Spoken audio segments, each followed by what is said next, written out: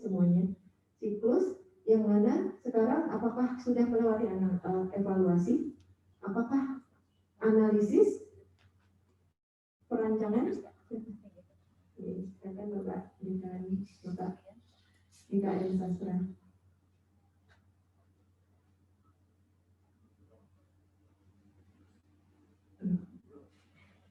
Ya, saya lanjutkan Bapak. Ya, jadi Bapak Ibu bisa lihat sebelum nanti pengembangan ada perancangan, ya Bapak Ibu ya, sebelum perancangan ada analisis, sebelum ada analisis ada evaluasi. Ini adalah siklus yang selalu berputar sebenarnya Bapak Ibu ya. Jadi kalau ditanya sekarang setiap pengembangan kurikulum, ya, tahapan inilah yang menjadi acuan, begitu Bapak Ibu ya.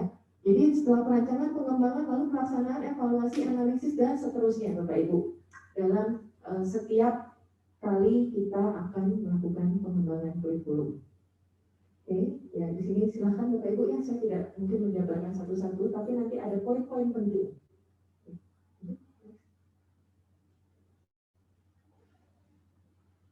Ya, Bapak Ibu jangan lupa dalam setiap melaksanakan pengembangan kurikulum maupun pelaksanaannya kita selalu ingat dengan SNDT dan nanti apa sih hubungannya dengan 9 kriteria. Bapak Ibu ya, jadi ini silakan Bapak Ibu ya, secara konsep bagaimana kurikulum dan lain sebagainya. Ini sebagai awal saja pembukaan Bapak Ibu ya, kalau dijelaskan mungkin panjang sekali, tapi saya bukan fokus di sini.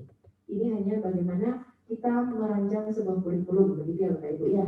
Oke, next. Ada hal yang penting sekali Bapak Ibu. Oke, next. Ya, oke lanjut dulu ya. Jadi Bapak Ibu lihat ya, bukunya sudah sangat informatif sekali. Kalau mau penjelasannya, yang buku saya tunjukkan itu lebih detail lagi. Oke. Ya, next dulu. Jadi kalau tadi mau nanya KKNI ya, tadi sempat cerita dengan Bu Mirsa, ya nanti magister dengan magister terapan bagaimana? Ya kok mirip dengan itu ya. Jalurnya berbeda Bapak Ibu ya, tapi tentunya serupa dan tidak sama. Baik Bapak Ibu, ini yang ingin saya tekankan terkait dengan tahap penyusunan dokumen kurikulum. Paling atas apakah bisa di agak tertutup? Ini penting juga, bisa di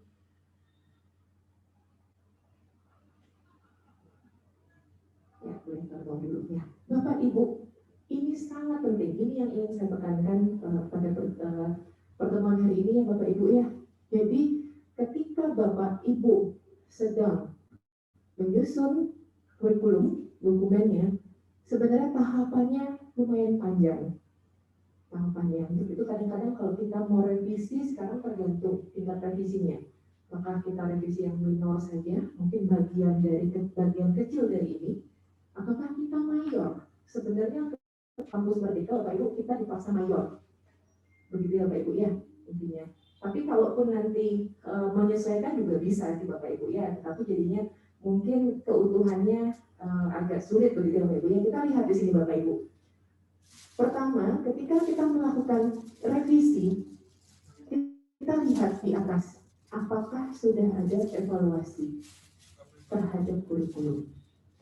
Lalu juga di sini ada visi misi juga Bapak Ibu. Ya, kita analisis juga kebutuhan pasarnya. Kajian teks yang tadi saya sampaikan Bapak Ibu ya. Misalnya kita sekarang sudah 4.0, sekarang artinya ya kita harus kembangkan ke sana, tidak mungkin kita manual lagi, begitu ya Bapak Ibu ya. Lalu ya di sini ada masukan asosiasi, ada pengembang kurikulum prodi ya Bapak Ibu ya. Lalu di sana ada konsorsium bidang ilmu Bapak Ibu ya. Lalu mengacu KKN di SNDT ya. Ini yang di samping-samping adalah pendukungnya.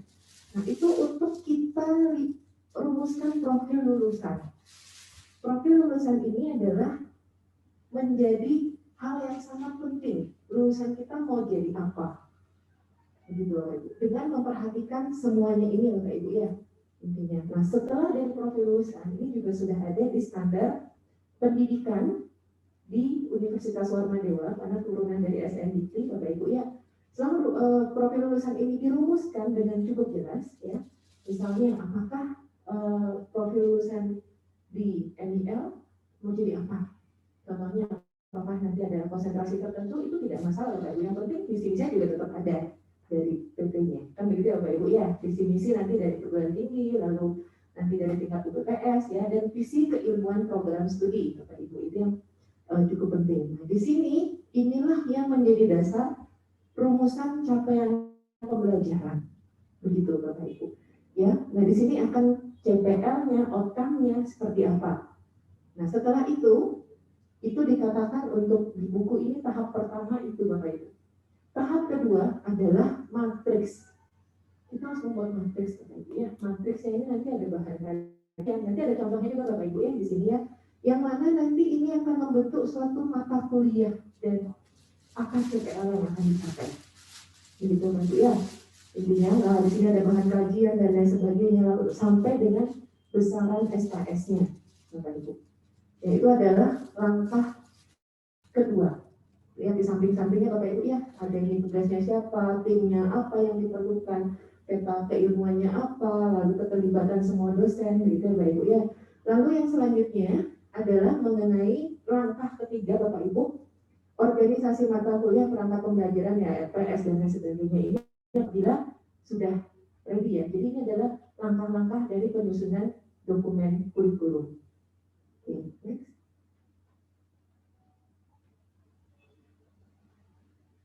Ya ini ya tadi yang sudah kami sampaikan Bapak Ibu, jadi cukup jelas apa yang jadi acuan.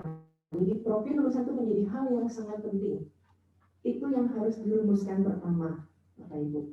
Ya karena yang lainnya standar profil lulusan akan diikuti oleh standar kompetensi, standar isi, standar proses, standar penilaian dan sampai sarana prasarana, standar dosen Bapak Ibu ya, pengelolaan pembelajaran itu akan diikuti. Jadi penting sekali merumuskan profil lulusan.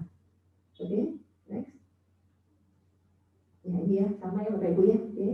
Ini hanya lebih diperbesar lagi, tapi langkah-langkahnya cukup jelas. Oke, lanjut. Bapak Ibu, ini yang perlu kita lakukan bersama-sama apabila Bapak Ibu mau menyusun atau merevisi kurikulum. Yang pertama Bapak Ibu harus melihat CPL dari prodi tersebut. Ranahnya pasti 3 Bapak Ibu, sifat, pengetahuan, dan keterampilan. Keterampilan ada keterampilan umum, keterampilan khusus. Nah, disinilah akan membentuk mata kuliah. Sekarang dengan misalnya ada profil lulusan, ya, apakah ini akan sesuai mata kuliah yang diajarkan, ya Bapak Ibu ya? Inilah pembentukannya Bapak Ibu. Jadi mata kuliah satu, ranah sikapnya apa, pengetahuannya apa, keterampilan umumnya apa, keterampilan khususnya apa. Nah kalau kita lihat ternyata ada mata kuliah yang berpotensi digabung. Jadi semuanya kalau ditanya kembali lagi ke CPA-nya, kembali lagi ke profilnya, begitu Bapak Ibu. Ada atau mungkin ada mata kuliah yang berpotensi dihapus, tapi bukan berarti nanti dosennya gimana, nggak ngajar, bukan begitu Bapak Ibu. Tetapi hal tersebut akan masuk ke yang lain. Ya banyak kita sepertinya mata kuliah saya kok hilang ya, bukan hilang sebenarnya Bapak Ibu. Ya, tapi dia akan mendukung CP yang mana. Itu hal yang paling penting sebenarnya kita pikirkan. Jadi bukan hilang, justru dia akan ada di mata kuliah A, mata kuliah B, mata kuliah C. Jadi malah tersebar. Begitu Bapak Ibu. Ya jadi itu yang sama-sama perlu kita pahami karena sekarang adalah zaman kolaborasi Bapak Ibu ya, yang mana bukan negeri sendiri selama mata kuliah, tapi merupakan suatu bentuk untuk menuju ke capaian pembelajaran mahasiswa. Begitu Bapak Ibu. Oke, lanjut. Ya, ini Bapak Ibu, kalau kita lihat Bapak Ibu ya bagaimana nanti sampai beban SKS-nya ya Bapak Ibu ya. Jadi, ini apa sih? Nah, jadi ini adalah matriks yang sangat penting Bapak untuk pengembangan kurikulum ya Bapak Ibu ya, bahwa dasarnya kenapa mata kuliah ini sekian SKS karena capaiannya adalah yang ini. Kenapa mata kuliah ini sekian SKS adalah karena hal ini. Begitu Bapak Ibu. Oke, lanjut. Dan tetap dengan sesuai dengan standar ya Bapak Ibu ya, 170 menit per minggu per semester per SKS. Oke. Ya, ini kalau sudah berjalan ya Bapak Ibu ya, di sini Bapak Ibu lihat struktur kurikulum dan peta kurikulum. Yang banyak terjadi struktur kurikulumnya sudah ada Bapak Ibu, petanya belum ada. Ya, kalau struktur ya mungkin seperti nyambung ya Bapak Ibu ya, semester 1 apa, semester 2 apa, semester 3 apa. Kalau peta kurikulum adalah suatu gambaran umum yang mana sampai mana kemana. Nanti kita lihat ya, okay, next. Ya, ini yang disebut dengan peta kurikulum Bapak Ibu. Ini contohnya langsung yang mengacu kampus Merdeka ya Bapak Ibu ya. Kembali lagi yang kami ingatkan, untuk kampus Merdeka yang diatur di SNDT memang program sarjana dan sarjana terapan, tetapi bukan berarti di S2 dan S3 tidak ada Bapak Ibu ya, untuk program sarjana magister maupun doktor, bukan tidak ada dengan bentuk yang dan aturan yang berbeda, begitu maksudnya Bapak Ibu ya. Jadi Bapak Ibu, ini adalah peta kurikulum. Sebenarnya kalau Bapak Ibu sudah punya struktur, membuat petanya juga cukup mudah Bapak Ibu. Jadi kalau apabila Bapak Ibu mau lihat di sini, misalnya karena ini acuannya dengan kampus Merdeka, Bapak Ibu kita lihat bahwa ada kompetensi baru yang akan dirumuskan. Dan kompetensi ini tentunya mengacu pada CPL, gitu. Oke. Jadi jelas ya Bapak Ibu ya peta. Jadi hasil kajian kami di buku kurikulum banyak yang belum mencantumkan peta kurikulum ini. Oke, next. Ya Bapak Ibu, ini juga yang tadi kami sampaikan ya. Jadi bagaimana analisis ya, lalu perencanaan, pengembangan, implementasi, evaluasi. Sama Bapak Ibu, selalu diulang-ulang. Inilah proses siklusnya. Yang mana nanti Bapak Ibu di buku kurikulum pendidikan tinggi sudah cukup jelas apa sih yang harus dilakukan. Seringkali kita langsung ke fokus lebih ke arah karena mungkin mata kuliah sudah ada Bapak Ibu, jadi kita langsung bikin RTS-nya. Tapi kita belum mengkaji apakah CPL profilnya itu sudah sesuai begitu. Nah itu yang harus kita kaji lagi apabila nanti tingkatnya makro ya Bapak Ibu ya, karena kalau memang mau CPL-nya ini berubah atau profilnya berubah Bapak Ibu, otomatis itu akan makro. Ya. Pertanyaannya siap tidak? Kalau tidak, ya mungkin sebaiknya yang tingkat menengah ya, atau kita sebut biasanya meso ya, atau tingkat mikro. Paling mudah sebenarnya tingkat mikro Bapak Ibu. Tapi tingkat mikro ini seringkali begitu kita gabung nggak cocok begitu Bapak Ibu ya. Nah apakah kita akan ke yang mana begitu Bapak Ibu ya, yang disesuaikan juga kemampuan diri sendiri juga Bapak Ibu, dalam arti evaluasi dulu diri sampai mana mungkin ini akan dilakukan. Apakah kita sampai tingkat makro yang besar-besaran, apakah kita tingkat yang menengah ya. Yang menengah ini artinya ada beberapa mata kuliah yang akan berhubungan perubahannya tersebut ya, apakah nanti tingkat kalau mikro hanya mungkin satu mata kuliah saja, kan begitu ya Bapak Ibu ya, disesuaikan Bapak Ibu. Yang tahu adalah pastinya prodinya kan begitu Bapak Ibu ya. Oke, lanjut. Ya ini ya Bapak Ibu ya, silakan. Ini suatu bentuk penjabaran capaian pembelajaran pada mata kuliah ya Bapak Ibu ya, agar selaras begitu. Oke, lanjut. Ini udah detail ke mata kuliahnya. Bapak Ibu, yang terakhir adalah yang ingin kami tekankan bahwa pembelajaran ini student center. Begitu Bapak Ibu ya. Artinya mahasiswa yang akan lebih banyak aktif. Mahasiswa yang akan mencapai capaian pembelajaran. Bukan dosen. Ya, kalau dosen lebih bersifat sebagai fasilitator, memfasilitasi. Bahkan kalau kita lihat di indikator kinerja utama yang mengacu pada kampus Merdeka Bapak Ibu ya, ini sampaikan ada yang namanya kelas partisipatif dan kolaboratif. 50% minimal mahasiswa itu harus aktif, tidak boleh satu arah, begitu. Harus mahasiswa yang aktif, dosen hanya menjadi fasilitator. Di sini Bapak Ibu bisa dilihat pembelajarannya harus kontekstual, tematik, elektif, kolaboratif, ya, student center, Bapak Ibu, saintifik, integratif, holistik, dan interaktif. Dan ini juga semuanya diatur pada SNDT, Bapak Ibu.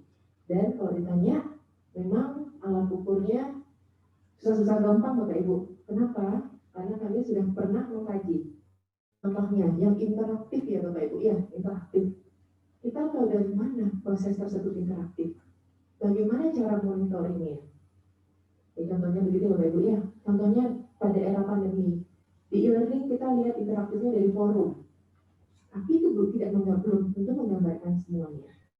Ya, jadi bagaimana nanti ini sudah detail ya Bapak Ibu ya, per mata kuliah ya, sudah sangat spesifik.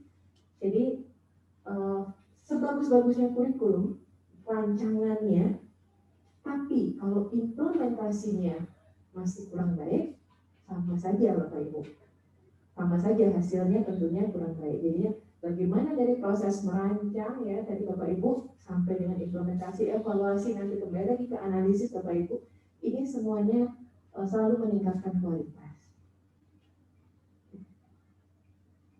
Oke, dan yang terakhir ya. Oke.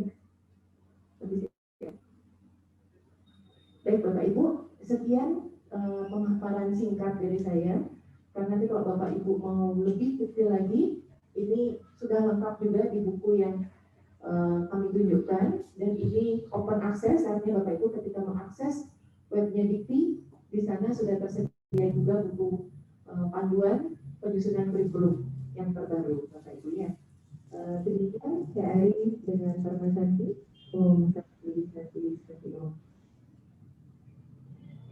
Baik, Bapak Ibu berikan bagi kalian yang baru bergabung secara offline, selamat datang.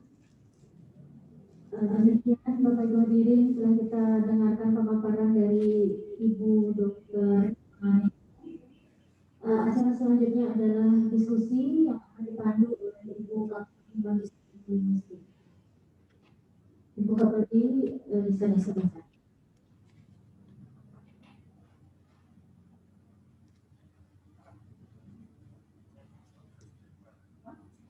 Baik, yang terhormat Bapak Ibu sekalian, selanjutnya adalah diskusi dan revisi dari kurikulum di Magister Ilmu Linguistik. Sebagaimana yang telah kami sampaikan tadi bahwa pada tanggal 25 Februari 2021, hal ini sudah diforwardkan ke seluruh dosen prodi Magister Ilmu Linguistik, mengerucut ke hal-hal sebagai berikut. Yang pertama, mata kuliah terjemahan yang diberikan di semester 2 berjumlah 6 SKS akan diubah menjadi terjemahan menjadi 3 SKS dengan detail sebagai berikut. Terjemahan teori 2 SKS, praktikum 1 SKS. Selanjutnya dalam forum ini akan kita sepakati 3 SKS yang merupakan pengurangan dari SKS terjemahan akan dibawa kemana. Yang kedua, dalam rapat pada tanggal 25 Februari diarahkan ke 3 SKS itu mungkin bisa diberikan ke 1 SKS tambahan untuk mata kuliah korpus linguistik, sehingga ada 3 SKS mata kuliah korpus linguistik, 2 SKS teori dan 1 praktikum. Kemudian 1 SKS lagi dibawa ke mata kuliah komputasional linguistik, yang pada saat ini masih 2 SKS. Dengan ditambahkannya 1 SKS akan menjadi teori 2 SKS dan praktikum 1 SKS. Kemudian yang 1 SKS lagi ini masih dalam tahap pembahasan, apakah akan ditambahkan untuk mata kuliah forensik linguistik untuk praktikum ataukah di linguistik terapan, mengingat ada penawaran dari BIPA dan TISOL untuk pengajaran dan pembelajaran bahasa dalam bentuk SKPI. Kemudian yang ketiga, dalam rapat hari Kamis tanggal 25 Februari disepakati oleh forum yang ada di dalam rapat bahwa kami belum berani melakukan perubahan mayor. Mengingat juga perkuliahan sudah mau dimulai dan kami dalam proses akreditasi yang diperkirakan sekitar bulan Juni diupload borangnya. Kemudian sekitar September kemungkinan asesor datang. Diperkirakan bahwa revisi mayor akan mempersulit ketika asesor datang sekitar bulan September. Nah, seperti itu. Namun di satu sisi paparan dari Dr. Ima tadi bahwa kampus Merdeka memang kita dipaksa perubahan mayor, yang mana kampus Merdeka ini tidak hanya ada di level sarjana atau sarjana harapan, namun ada juga di level magister dan doktor dengan aturan dan bentuk yang berbeda. Jadi mungkin ini Bapak Ibu yang perlu kita diskusikan bersama, terutama kami masukan dari profesor yang ada di prodi ini, Profesor Kadane, Profesor Aaron, serta masukan daripada dosen-dosen yang lain, juga stakeholder dan lain sebagainya. Dan karena di dalam forum ini ada Dr. Rima Kusumaningrum, Ketua LPKP, kami mohon Dok mungkin nanti masukannya dari berbagai usulan yang akan ada pada forum ini.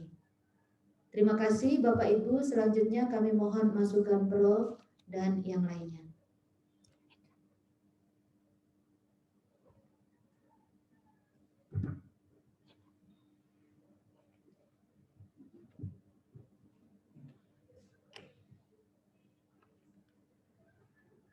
Tes. Om Swastiastu.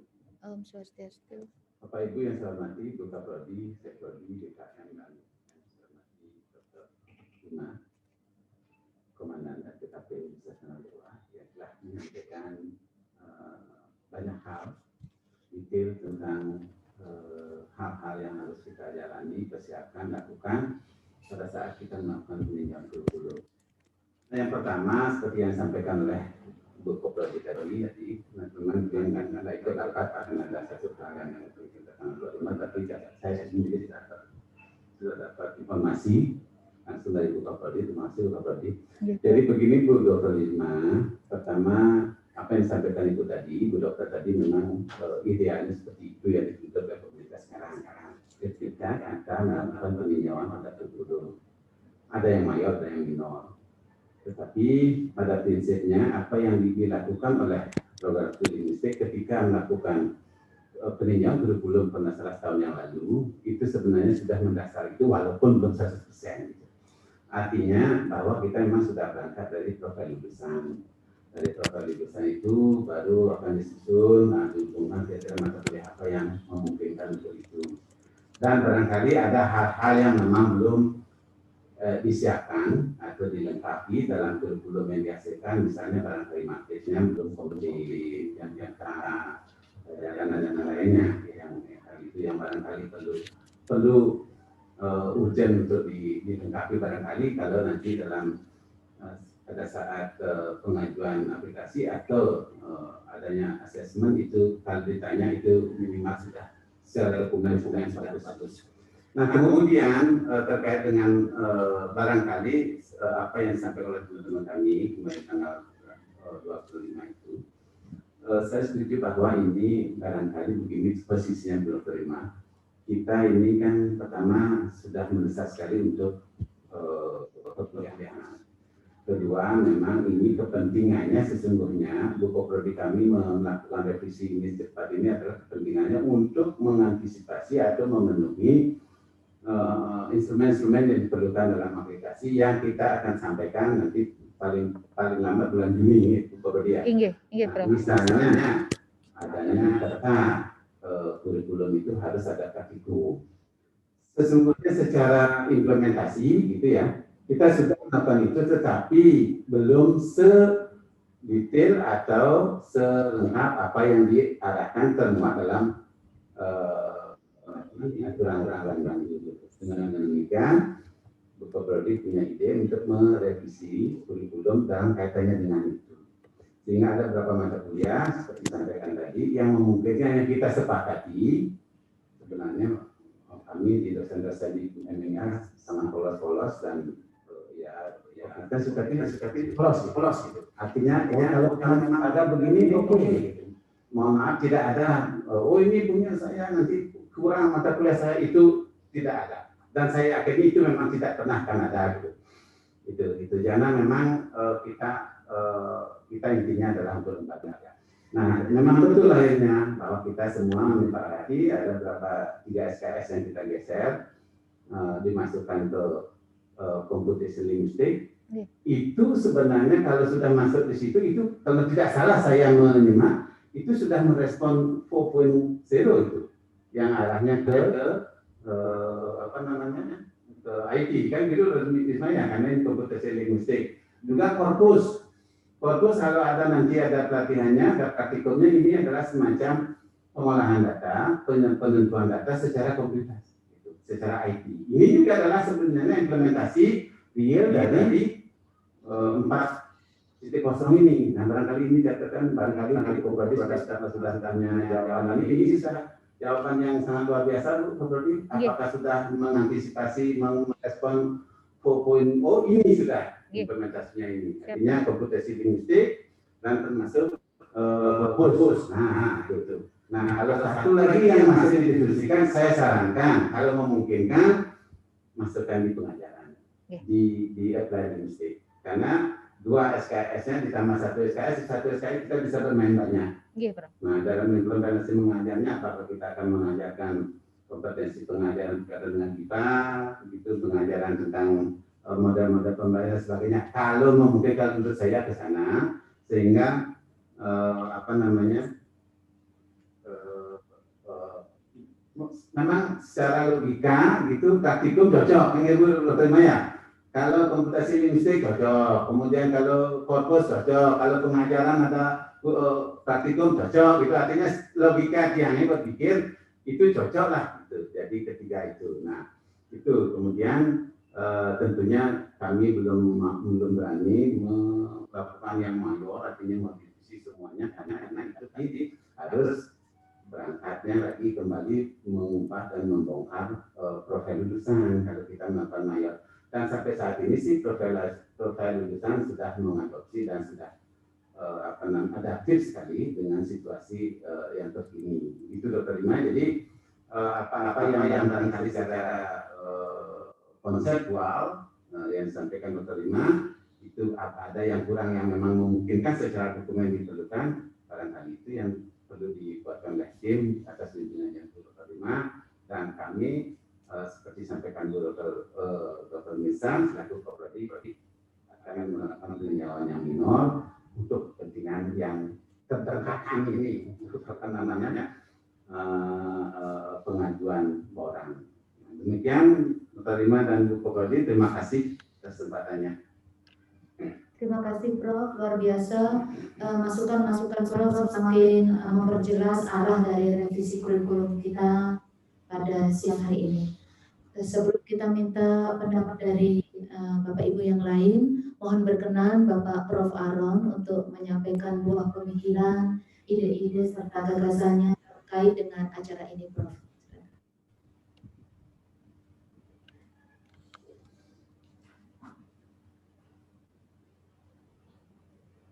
Om Swastiastu.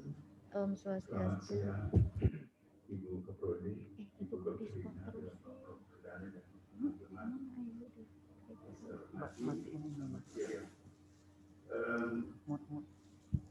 saya ikut dari paparan Ibu tadi, Ibu terima tadi cukup bagus sekali untuk menyegarkan kembali kami sebagai mata kuliah.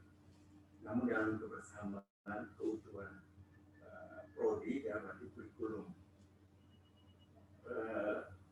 Tadi sama Pak Prof Keran, saya juga setuju saja kita bergerak di yang mikro dulu, yang kecil dulu, minor dulu, karena alasan kelembagaan, akreditasi dan sebagainya itu.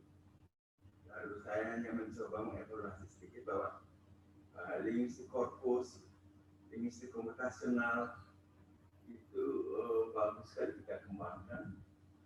Karena itu sangat nyambung dengan kemajuan teknologi itu baik. Kemudian saya juga mengharapkan agar perhatian kita jangan lupa bahwa kita ini magister ilmu linguistik yang lebih bersifat akademis teoritis. Itu beda dengan magister terhafal atau dokter terhafal. Sama kita itu dia sama terhafal kita menjadi kebutuhan. Supaya kita jelas bahwa kehadiran prodi ini adalah demi kemajuan ilmu linguistik itu. Karena itu sekali lagi ini penting sekali. Sehingga saya lebih setuju kalau misalnya dari pembelajaran itu kita tambah SK juga baik. Tetapi coba kita pikirkan sungguh-sungguh supaya di mana peran IT misalnya untuk linguistik korpus maupun linguistik komputasional ini kita kembangkan betul-betul membuka wawasan, mempertajam kajian linguistik kita sehingga ada sumbangan untuk pengembangan ilmu. Ini sedikit-sedikit kita ke dalam sehingga baik itu kita lebih cermat di mana satuan kredit itu bermakna sekali ya, untuk proses dan keseluruhan. Ini hanya sedikit usul kecil saya untuk yang minor ya, kita memang harus bergerak dengan apa yang ada dulu ya real ini. Kemudian kita memang amat sangat bergantung pada akreditasi yang jadwal itu baik, tetapi kadang-kadang kita gara-gara akreditasi kita habis-habisan juga waktu dan tenaganya itu. Kadang-kadang saya maaf menyampaikan saya juga maaf dulu beberapa kali saya juga ikut dari asesor dan sebagainya itu. Tapi oke lah, ini tidak apa-apa. Karena kalau kita sama-sama dalami juga kampus Merdeka, mereka belajar sekemampuan pemahaman saya. Saya pikir untuk tahun-tahun depan, sebaiknya kita berpikir ulang juga tentang ini, ke dalam itu semak istilah saja sementara, regrouping, pengurusan kembali mata kuliah itu, supaya menurut saya lebih penting perampingan lebih jelas istilahnya kontennya itu, supaya dia menyatu sehingga betul-betul mendukung profil lulusan itu. Hanya kalau boleh saya berikan sedikit evaluasi bahwa saya juga terap, mungkin saya keliru, profil lulusan itu kan hubungan dengan apa? Pengembangan ilmu kah? Ataukah juga penerapannya untuk membantu masyarakat? Kadang-kadang mendua di situ. Ini persoalan mendasar menurut saya harus kita lakukan sungguh-sungguh. Yaitu pilihan kita nanti regrouping ke dalam itu, terutama mata kuliah yang menurut saya hampir berdekatan ya, sebenarnya bisa kita untuk S2 itu sih. Betul kita cermati pada saatnya, baru tidak tahu ini. Tapi harus ada persiapan ke depan, lalu evaluasi yang cermat. Sekali lagi dengan pilihan kita akan lebih kuat untuk mewarnai lembaga kita ini S2 linguistik Merdeka. Aku juga berpikir ulang, apa ini kaitan dengan visi misi persoalan.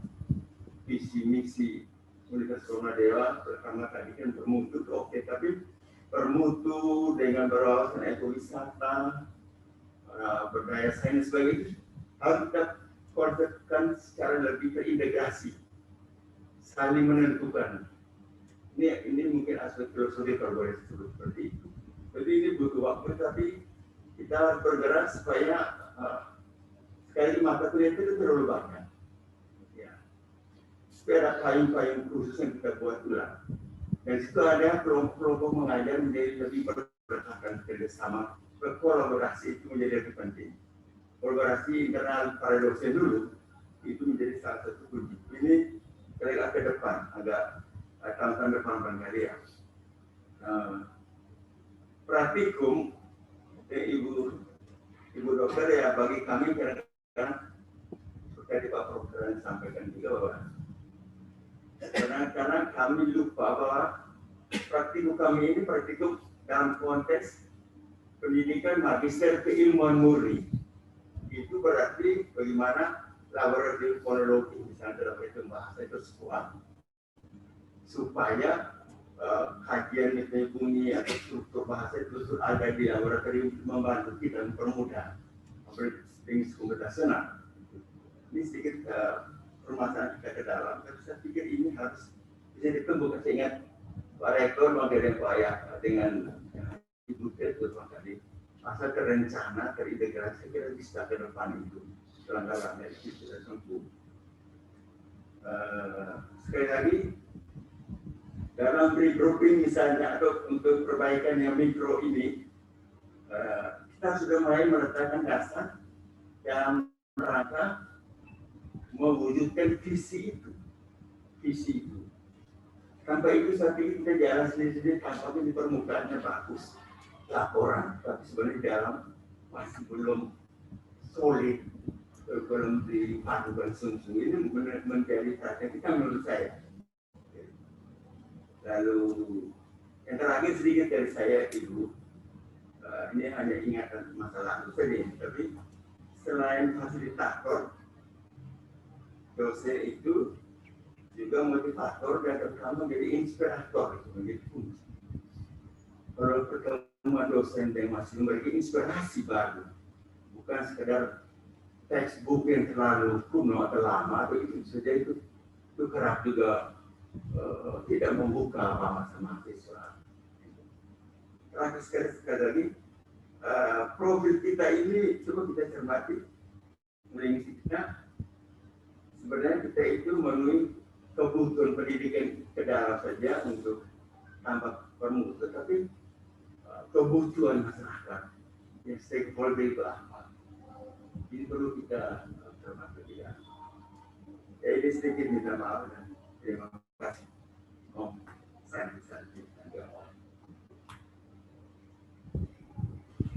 Terima kasih Prof. Aron yang telah menyampaikan gagasan-gagasan dan ide yang sangat luar biasa serta usulan-usulan.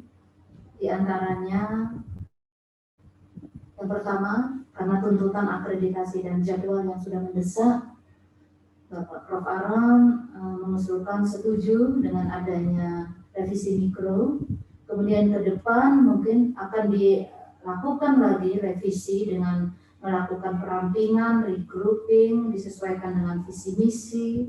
Tahun depan juga membentuk adanya kelompok pengajar. Kemudian lab bahasanya itu juga harus ada dan kuat. Nah, yang sedikit menggelitik ini adanya fasilitator, motivator, inspirator. Nah, sedangkan kita mengenal istilah fasilitator itu mungkin masih di FKIK ya, Dr. Lima. Jadi terhadap dua masukan dari Bapak Prof. Kardana sangat luar biasa memberikan masukan, menekankan pada tuntutan akreditasi dan jadwal ini. Kita juga mengarah ke mikro dulu. Kemudian dosen-dosennya juga luar biasa solid, bahkan rela langsung memberikan bagaimana kalau ini terlalu banyak, ini 6 SKS, langsung di-split ke ini, begitu yang ditekankan oleh Bapak Prof. Kardana, sehingga bisa langsung cepat. Dan kalau dilihat dari revisi sebelumnya, di tahun 2020 sudah dimasukkan mata kuliah komputasional, linguistik dengan korpus linguistik, sekiranya itu bisa untuk mewakili sudah adanya arah kurikulum mengikuti perkembangan 4.0. Jadi terhadap masukan dan yang sangat luar biasa dari kedua guru besar dari prodi linguistik, sebelum ke yang lain, Dr. Rima mohon masukannya. Baik, terima kasih. Ya, Prof. Kardana, terima kasih atas gambaran ini ya, tadi sudah disampaikan atas siapa yang perlu diperbaiki, dan tadi juga sempat diskusi mengenai praktikum ya, praktikum. Kalau kita lihat tadi dari prinsip matriks yang ada adalah sebenarnya kembali lagi ke keterampilan yang harus dilakukan. Artinya kalau namanya keterampilan tentu jawabannya adalah dengan praktikum. Kalau pengetahuan bisa dengan diskusi, bisa dengan kuliah, dan lain sebagainya. Jadi kalau sikap tentunya langsung perilaku. Jadi dengan observasi ya misalnya. Jadi ranah itu yang mungkin sama-sama perlu kita samakan. Yang mana kalau kita lihat apakah setiap mata kuliah ada keterampilan umum atau khususnya, di sana jawabannya adalah ketika ada, artinya ada praktikum yang harus dilakukan. Begitu. Dan terkait dengan yang lain, itu sudah mikro ya dan lain sebagainya, dan akreditasi tadi juga sudah sempat. Kembali lagi kita berusaha yang terbaik dan tentunya dengan tujuan adalah bahwa lulusan akan bermanfaat untuk masyarakat. Bapak Ibu, tentunya itu akreditasi akan seiring untuk Bapak Ibu. Dan memang pasti itu menjadi tujuan jangka, kalau saya sering menyampaikan itu tujuan jangka, mungkin ada jangka pendeknya, ada jangka menengah maupun jangka panjangnya. Yang jelas adalah bagaimana kualitas terus selalu ada perbaikan itu para Prof. Dana. Lalu untuk Prof. Anon, terima kasih banyak. Jadi, tadi mungkin saya ada kata-kata yang kurang pas. Maksud di sini adalah salah satunya adalah menjadi fasilitator. Dan yang lain tadi sudah diingatkan, Prof. Anon ada inspirator, ada motivator.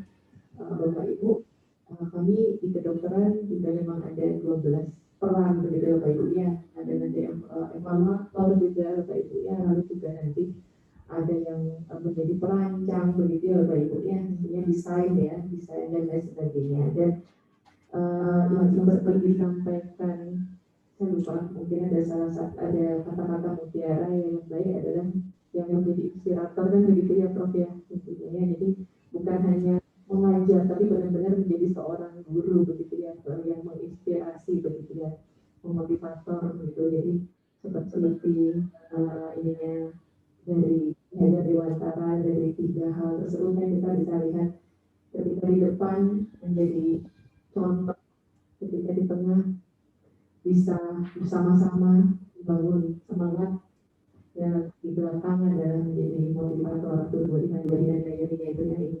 Ya, terima kasih Prof. Ya, kita sama-sama Bapak Ibu. Dan tadi mungkin saya juga tertarik terkait mengenai kita keilmuan atau nanti ada legislator apa juga begitu Bapak Ibu ya. Lalu nanti bagaimana caranya untuk membedakan Bapak Ibu ya. Jadi kembali lagi Bapak Ibu, ini sebenarnya sudah ada juga di KKNI maupun di SNDT. Jadi untuk capaian pembelajaran baik dari, kalau sikap semuanya sama Bapak Ibu, capaian sikap itu semuanya sama untuk semua level. Nanti bagaimana ini dari pengetahuan dan keterampilan khusus yang nanti dirumuskan ini sejalan dengan KKNI, yang mana nanti akhirnya membedakan bahwa ini adalah untuk magister atau magister terapan. Itu jadi kalau saya ditanya, yang saya pun juga harus kita sama-sama harus membacanya begitu Pak Ibu ya, sehingga akan bisa melihat bahwa jangan sampai juga nanti overlap itu terlalu kurang jelas, akhirnya yang ranahnya harusnya ke sini jadi ke sana kan begitu nih Bapak Ibu ya. Jadi begitu Bapak Ibu, kita sama-sama nanti melihat, karena di KKNI sudah jelas nanti ketika ada sarjana maupun sarjana dan bisa terapan, dokter terapan begitu sampai level 9 di dokter begitu. Itu aja Ibu. Baik, terima kasih Dr. Rima atas pencerahannya sekali lagi. Nah, selanjutnya kami sampaikan di sini bahwa hal itu juga yang menjadi pertimbangan dalam rapat prodi yang menghadirkan seluruh dosen di prodi Magister Ilmu Linguistik. Nah, pertama memang apabila di rombak mayor sekarang, ini akreditasi sudah dekat, bagaimana ini? Yang kedua, setelah kita mempunyai ide untuk membuat konsentrasi, ini kok sepertinya malah lari ke magister terapan. Overlappingnya ini bagaimana? Hingga akhirnya disepakati di dalam rapat itu untuk diflorkan dan ditetapkan sekarang adalah itu. Gimana kalau mikro dulu? Seperti itu. Nah, terkait dengan hal ini, mungkin ini juga gagasan untuk membentuk 4 konsentrasi ini sudah kita bicarakan, salah satunya dengan Bapak Nyoman Riase, yaitu Teaching Indonesian as a Foreign Language. Ini sebenarnya konsentrasi yang kita ingin bentuk untuk diflorkan kepada dosen yang lain gitu. Ada teori pengajaran BIPA seperti itu, 2 SKS, metodologi pengajaran BIPA, Indonesian Advanced Grammar dengan ada PPL-nya. Nah, terkait dengan arah dari keputusan revisi kurikulum mikro, Bapak Nyoman, akan adanya tambahan 1 SKS berarti applied linguistik 3 SKS dan kemungkinan ada pengajaran BIPA di situ, ya, Prof. Kardana. Mungkin Bapak Nyoman Priasa kami undang untuk memberikan gambaran terkait dengan hal ini dan apabila nanti dalam forum ini disepakati bahwa kurikulum direvisi mikro dengan penambahan 1 SKS, apakah memungkinkan untuk kita melangkah dulu Bapak ke SKPI begitu? Atau bagaimana dengan 3 SKS apply ini apabila BIPA mau dimasukkan di situ? Bapak kami persilakan.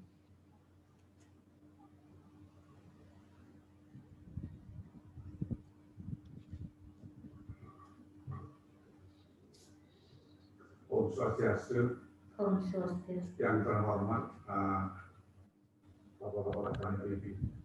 Saya sampaikan terima kasih yang sebesar-besarnya karena diundang untuk ikut memberikan masukan atas gagasan ya, untuk memasukkan BIPA di dalam program Prodi Magister Linguistik Warma Dewa. Ini didasari oleh pemikiran bahwa saya sebagai alumni bahasa Inggris begitu,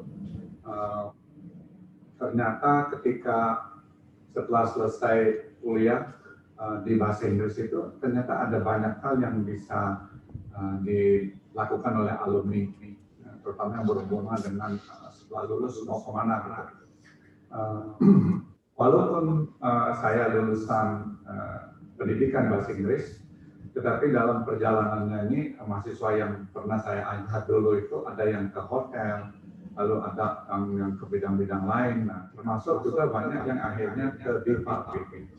Tetapi sampai hari ini saya belum melihat ada program BIPA, keilmuan BIPA maksud saya itu yang dikelola dengan sistematis dan juga dikelola dengan berkelanjutan di tingkat perguruan tinggi. Dulu saya pernah dengar dalam konsentrasi BIPA di UPI, tapi belakangan saya tidak pernah mendengar lagi.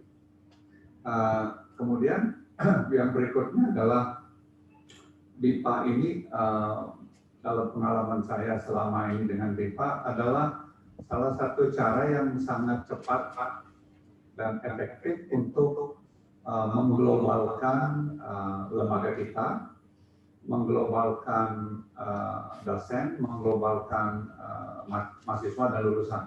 Nah, kenapa seperti itu? Karena saat ini, belakangan ini ketika ekonomi Indonesia dan politik Indonesia mulai stabil, banyak sekali orang yang ingin belajar tentang Indonesia.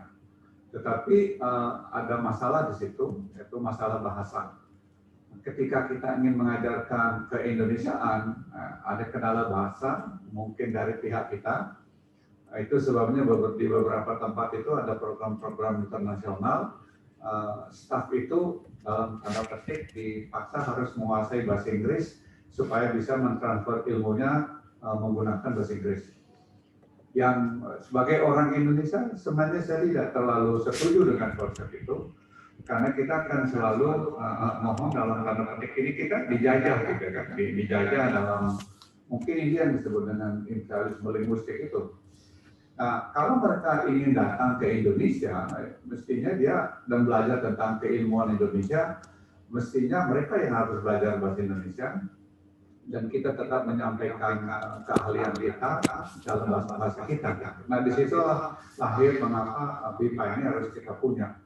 Nah, masalahnya adalah ketika kita ingin mengglobal, misalnya dengan mengajarkan bahasa Indonesia, kita juga tidak tahu sebenarnya bagaimana cara mengajarkan bahasa Indonesia begitu. Karena lembaga-lembaga yang sudah mapan program BIPA-nya itu keinginan untuk berbagi itu sangat kecil gitu. Nah, padahal di BIPA ini ada ilmu bahasa Indonesia di situ, dan saya pikir kalau di Magister Linguistik ini sudah begitu banyak teman-teman para dosen yang menguasai ilmu itu. Ada mata kuliah yang secara langsung berhubungan dengan BIPA. Misalnya di situ ada social linguistics misalnya, dan itu akan berhubungan dengan budaya Indonesia dan baik yang berhubungan dengan bahasa maupun non bahasa. Nah, yang kurang menurut saya hanya satu, yaitu pengajarannya sendiri. Karena ini kan kita linguistik murni, jadi tentu memang ini kurang gitu. Oleh karena itu kalau mau menambahkan konsentrasi BIPA ini sebenarnya tidak terlalu banyak yang harus ditambahkan gitu. Nah, itu sebabnya saya berdiskusi dengan Ibu Nisa, Kaprodi Mil, sangat memungkinkan berhubung juga pasar besar, pertama di luar negeri. Banyak sekali guru-guru bahasa Indonesia di luar negeri, mereka orang Indonesia tapi hanya punya S1. S1-nya itu juga bukan bahasa, gitu, jadi berbagai macam. Lalu tiba-tiba mereka karena mungkin sekarang sudah menjadi, kalau di Amerika punya green card, misalnya di Australia punya permanent residence atau menjadi di luar negara, lalu diberi kepercayaan untuk mengajarkan bahasa Indonesia. Jadi hari ini sejak tanggal 20 itu saya mengajar ada 10 orang peserta dari Jerman, orang Indonesia semua, S1 semua. Mereka menjadi pengajar BIPA di situ, dosen BIPA ya, maksud saya dosen BIPA, jadi bukan guru biasa. Mereka dosen BIPA. Tapi yang mereka pakai itu adalah ilmu S2 yang bukan bahasa. Tapi karena penutur asli, mereka dipercaya untuk menjadi dosen BIPA. Ini menurut saya peluang yang bagus, yang perlu kita sambut, karena sekarang ini kesempatan kita, karena tadi kemarin dulu kita sulit melakukan program pengajaran daring, tapi sekarang kita dipaksa dan sudah menurut saya sudah semakin fasih menggunakan media daring ini untuk mengajarkan bahasa. Jadi kalau kita akan membuka konsentrasi BIPA atau pengajaran BIPA di Warma Dewa, salah satu syarat penting itu adalah supaya dikenal juga di tingkat internasional, maka pengajaran itu juga harus bisa melalui daring. Karena ini pasar orang-orang Indonesia yang di luar negeri ini tidak mungkin dia akan datang ke Bali hanya untuk mengikuti program kuliah reguler. Dan saya bertanya kepada beberapa teman, Pak Noman, kalau misalnya saya datang ujian dan sudah kami siap gitu. Tapi kalau kuliah kalau bisa daring, nah ini mungkin yang perlu dibincangkan, dan daring itu mungkin hampir 100% gitu ya, hampir 100%. Jadi kalau mereka hanya akan bisa datang untuk ujian atau mungkin ujiannya mungkin juga bisa daring, itu akan membantu mereka dari banyak hal. Satu, tidak perlu harus meninggalkan pekerjaan. Yang kedua, dari segi biaya juga akan sangat kompetitif gitu, dibandingkan mereka harus datang ke Bali. Nah, tentu kita juga berharap nanti akan ada banyak orang asing Indonesia. Akan ada banyak orang asing yang melihat ini, karena mungkin di Bali baru ada di Warma Dewa gitu. Dan seperti yang kita ketahui, Mr. Park yang mitra kita yang ada di Korea, nah, beliau juga sudah bergerak untuk menyampaikan kepada kampus yang ada di Korea bahwa dalam waktu dekat di Bali akan ada program S2 linguistik konsentrasi BIPA. Jadi itu kemungkinan akan ada seperti itu. Jadi pertanyaan-pertanyaan tentang hal itu sudah mulai diajukan oleh teman-teman yang ada di Korea, terutama yang baik dosen Indonesia yang mengajar di sana, karena itu juga akan menjadi kepanjangan tangan kita untuk menyampaikan ini kepada mahasiswa mereka. Saya sudah bicara dengan teman yang ada di Deakin, ya, juga yang ada di Arizona, bahwa program ini mana mudah-mudahan entah bagaimana caranya, saya juga tidak paham dalam hal ini tentang apa yang berhubungan dengan birokrasi, administrasi yang ada di perguruan tinggi. Tetapi yang bisa saya lakukan itu adalah kalau program ini nanti sudah lahir, maka tugas saya berikutnya itu adalah menyebarkan informasi ini ke seluruh jaringan yang dimiliki oleh Habib Abalin. Saya kira demikian. Terima kasih. Baik, terima kasih Bapak Nyoman. Nah, ini tentu saja gagasan serta usulan, masukan dari stakeholder kita, Bapak Nyoman Riasa, ini juga akan kita diskusikan bersama. Adanya pasar yang besar, dan ini akan diperkirakan menyedot mahasiswa asing banyak.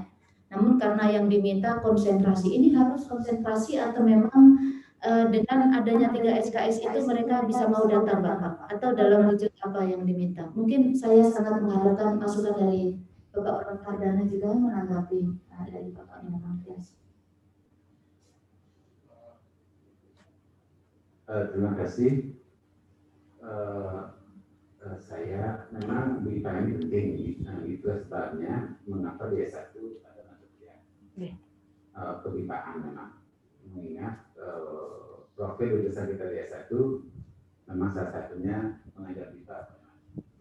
Nah, cuman masalah ini kalau di S2 ya tentunya seperti pertama seperti disampaikan oleh Mbak Sutu Tonton itu kita adalah magister keilmuan linguistik. Kemudian yang kedua ini levelnya S2. Itu yang kedua. Bagaimana caranya meramu, itu yang paling penting. Ini bagaimana caranya meramu supaya hal-hal yang bersifat prinsip yang berlaku di Indonesia kan itu berterima ya, karena kita tetap harus berlaku apa yang berlaku di Indonesia, bahwa magister di Indonesia adalah kita dalam magister bukan berapa, tapi magister linguistik murni, kemudian apa teoritis, non perampan itu, tetapi mahasiswa yang hadir umpamanya memang mahasiswa negeri itu penting, ya salah satunya untuk akreditasi lah, penting, sangat penting karena memang ada slotnya yang. Tetapi sekali lagi yang pernah saya sampaikan juga dalam forum bahwa mahasiswa yang datang ke sini memang harus dasarnya sudah tidak pernah SMA gitu. Itu yang penting.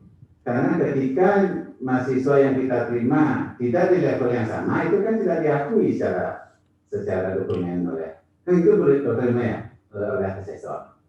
Nah itu apa namanya? Misalnya, mohon maaf kalau kita buka S2, S1, kemudian yang datang adalah sekolah dari luar negeri yang di sana statusnya vokasional D1, nah bisa, karena levelnya beda. Apalagi yang datang ke sini adalah orang S2 apa SMA gitu kan ada itu. Nah ini yang penting meramu ini yang saya masih pikirkan. Bagaimana meramu ini satu sisi skill kebipaan itu penting saya memang mengakui penting juga sebabnya D1 saat ini sudah lakukan itu. Nah untuk di S2 bagaimana mendesain ini yang barangkali perlu kita ya pemikiran banyak.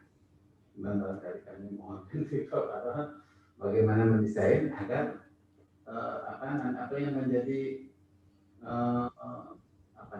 roh kita tidak membiaskan itu apalagi tolong menteri kembali ide ini yang paling penting. Satu sisi kita bisa meramu ini masuk dalam kondisi sehingga kita punya disampaikan oleh Pak Nyoman tadi, punya kompetensi tambahan lulusan kita tentang kebipaan sehingga bisalah dampaknya terserah. Kan ini juga merupakan keterseraan itu juga merupakan bagian yang diinginkan di orang. Nah, kita jadi demikian. Mohon maaf Bu Kobrodi, jadi ini mungkin perlu pemikiran sehingga supaya bagaimana kita bisa ketika kita menghasilkan sebuah putusan itu betul-betul menjadi hal yang baik dan penting mengisi aturan dan tidak menyalahi aturan.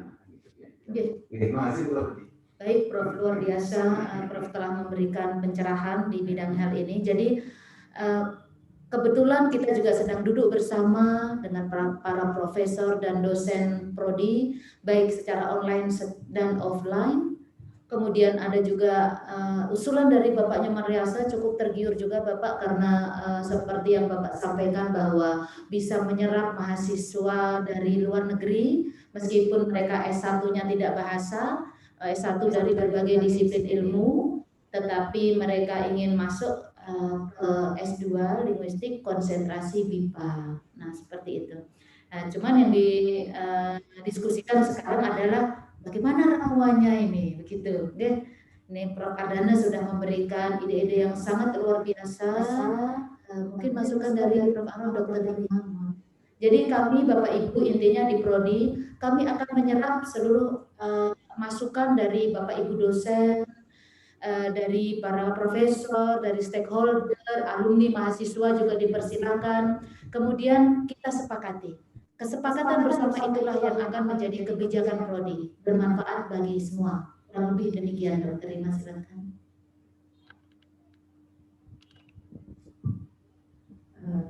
Jadi tadi pemaparan dari Pak Arianse dan tanggapan dari Prof. Ardana ya memang sangat menarik dan perlu kita pertimbangkan bersama Bapak Ibu. Di sini jadi Bapak Ibu kita ke level. Kenapa ada KKNI ini kan merupakan suatu mistar, suatu alat ukur yang mana sebenarnya tujuan dari pemerintah adalah untuk melindungi lulusan Indonesia. Karena seringkali kalau lulusan Indonesia keluar, harga penghargaannya mungkin berbeda daripada lulusan SMA di negara tersebut, kan begitu Bapak Ibu ya.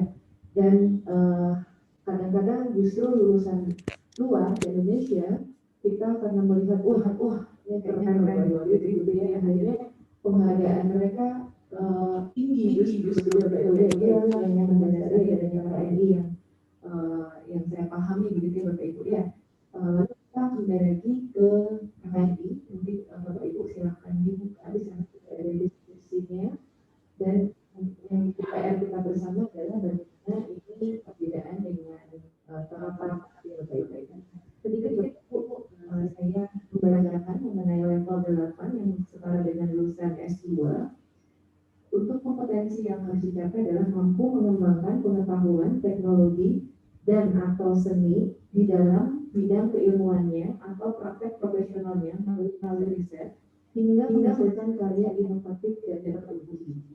Lalu yang kedua adalah mampu memecahkan permasalahan sains, teknologi, atau seni di dalam bidang keilmuannya melalui pendekatan inter atau multidisipliner. Lalu yang ketiga adalah mampu mengelola riset dan pengembangan yang bermanfaat bagi masyarakat dan lingkungan, serta mampu mendapatkan pengakuan nasional atau internasional. Itu adalah yang tertuang pada KKNI. Kalau dari pihak jalurnya tentunya sudah berbeda Bapak Ibu. Misalnya kalau berapa ya tentunya dia dari pada 1 D2 D3 D4 lalu pada 4 ke S2-nya begitu Bapak Ibu ya. Nah kalau untuk yang sarjana tentunya ke level yang ada, jadi S2 biasa Bapak Ibu ya, S2 keilmuan bukan S2 terapan ya Bapak Ibu ya.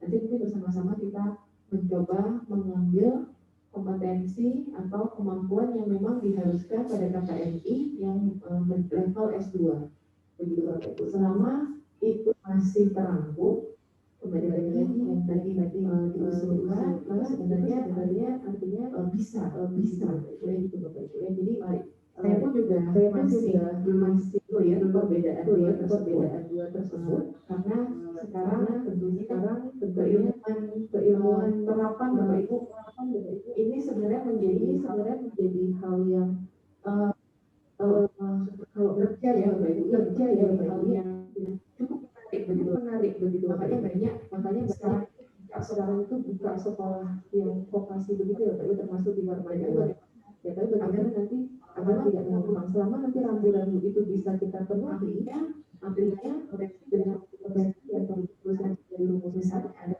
konsentrasi dan juga juga saat kita menerima mahasiswa dari luar, lalu itu apakah nanti setara begitu ya, itu artinya tidak masalah.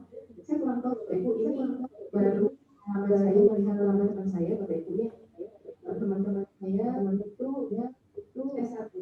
S1 itu Bapak Ibu ya, itu Bapak Ibu itu kok bisa langsung sekolah S3 ya, tanpa melalui S2 jadi Jadi langsung dapat PhD gitu. Dan nanti dia kembali saya ngambil spesialis baru ngambil spesialis tapi dia sudah PhD. Saya kurang tahu kenapa bisa begitu ya, artinya di luar mereka tidak melihat jenjang harus S2 baru PhD-nya gitu. Nah ini saya kurang tahu macam fenomena yang saya lihat dari Bapak Ibu. Mungkin Bapak Ibu tahu seperti itu ya, dan mungkin kita juga tanpa melihat tanpa melanggar bagaimana kita bisa intinya ini kan bagaimana kebutuhan. Nah tadi dari profil memang adanya itu hal yang paling utama, kebutuhan masyarakat lalu kembangkan itu adalah hal yang perlu kita pertimbangkan begitu. Oke, baik, terima kasih.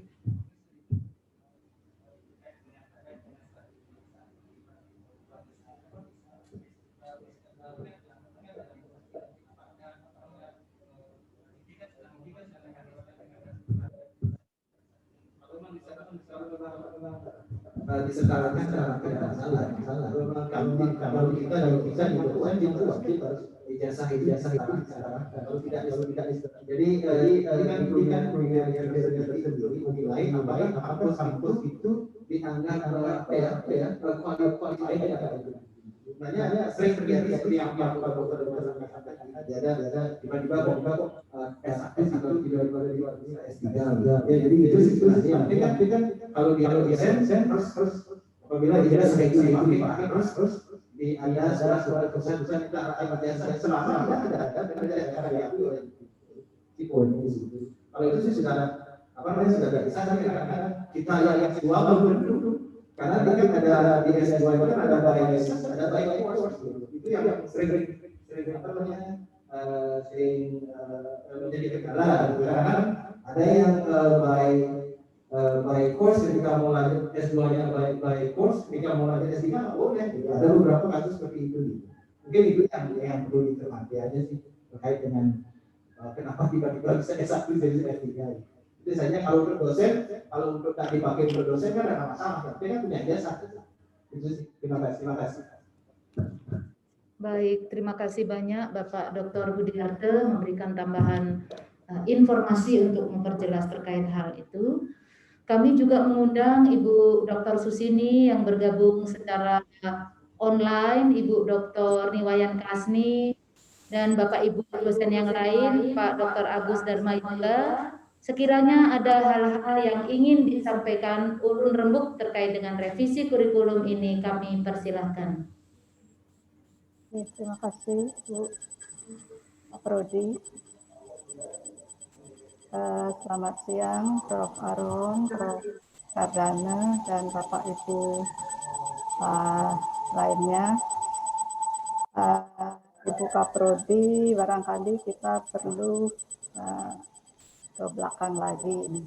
Pada rapat sebelumnya kita sudah sepakati bahwa apa yang akan kita bahas sekarang itu adalah perubahan kurikulum secara mikro saja. Karena kebutuhan akreditasi yang sudah sangat mendesak kalau kita melakukan perubahan secara makro. Kalau toh misalnya ada masukan-masukan, pandangan-pandangan untuk memasukkan nanti pengajaran BIPA, saya kira itu juga perlu pemikiran dan kajian yang sama. Karena apa? Kalau seperti yang disampaikan oleh Prof. Aron tadi dan Prof. Cardana, prodi kita adalah prodi tentang linguistik teoritis, artinya bukan terapan. Kalau toh kita nanti, seandainya nanti dalam waktu mendatang setelah akreditasi kita ingin merombak kurikulum dengan memasukkan program-program yang bersifat terapan, banyak hal yang harus dipertimbangkan. Karena satu, SDM kita pasti tidak akan memenuhi syarat. Kalau pengajaran perlu, tentu saja kita pasti memerlukan dosen-dosen yang expert di bidang pengajaran. Nah, kalau sekarang dipaksakan pengajaran masuk ke kurikulum kita akan terbentur dengan tenaga pengajar yang berstatus sebagai dosen tetap. Nah, oleh karena itu tampaknya memasukkan program-program terapan itu saya kira perlu dibelakangkan dulu. Jadi perubahan kurikulum yang saat ini hanya bersifat mikro seperti yang sudah disepakati. Nah, terkait dengan 3 SKS yang sudah didonorkan oleh mata kuliah teori terjemahan, itu sebarannya 2 SKS tadi sudah diberikan untuk korpus linguistik dan computational linguistik ya Bu. Nah, tadi Pak Prof. Kardana sudah memutuskan 1 SKS-nya lagi kalau bisa di pengajaran bahasa.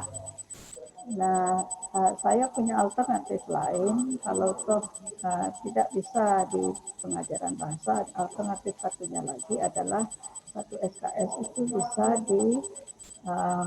dipasangkan di mata kuliah metodologi penelitian, karena metodologi penelitian itu perlu juga praktikumnya. Misalnya kita latihan penelitian ke lapangan, itu juga bisa kita masukkan ke sana. Saya kira demikian Ibu Kaprodi, maaf kurang lebihnya. Terima kasih. Oke, baik. Terima kasih Ibu Dr. Susini. Luar biasa telah memberikan masukannya meskipun melalui online. Jadi karena kegiatan ini diikuti dosen prodi secara online dan offline. Nah, di sini sekali lagi kami florkan, mumpung kita semua hadir di sini memberikan masukan yang terbaik untuk prodi ini. Jadi penegasan dari Ibu Susini bagaimana kalau kita revisi kurikulum mikro dulu, dengan pertimbangan bahwa konsentrasi dan lain sebagainya masih membutuhkan hal-hal yang harus dipersiapkan, terutama SDM dan kaitannya dengan ini magister atau magister terapan.